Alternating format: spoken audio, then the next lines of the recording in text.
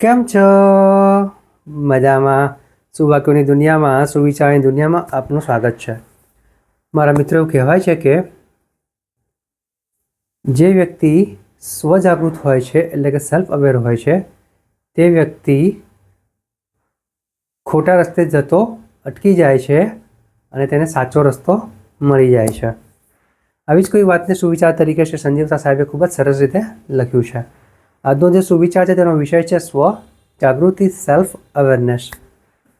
શ્રી સંજીવ શાહ સાહેબે લખ્યું છે કે જો તમે એ જાણી શક્યા હોત કે તમે કોણ છો, તો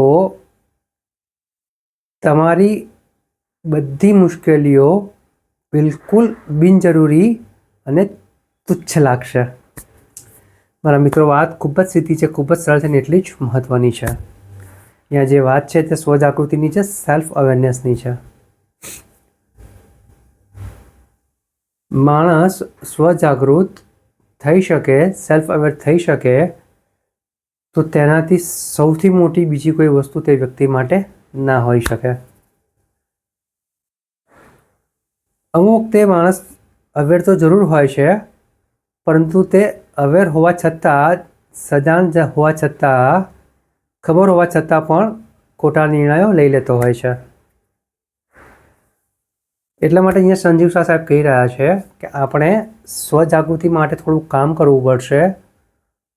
ખૂબ ઊંડાણમાં સેલ્ફ અવેરનેસ વિશે, સ્વજાગૃતિ વિશે શીખવું પડશે, જાણવું પડશે, સ્વજાગૃતિ ઉપર કામ કરવું પડશે. જો આપણે આટલું કરી શકીશું તો ચોક્કસ જ આપણે થોડા થોડા સ્વજાગૃત બનતા જઈશું અને સેલ્ફ અવેરનેસ આપણામાં સમાતું જશે. મારા મિત્રો, કામ થોડું અઘરું છે, પરંતુ થઈ શકે છે.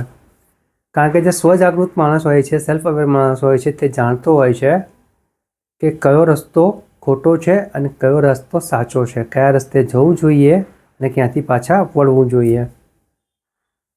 કારણ કે આ દુનિયાની સૌથી મોટી જો કોઈ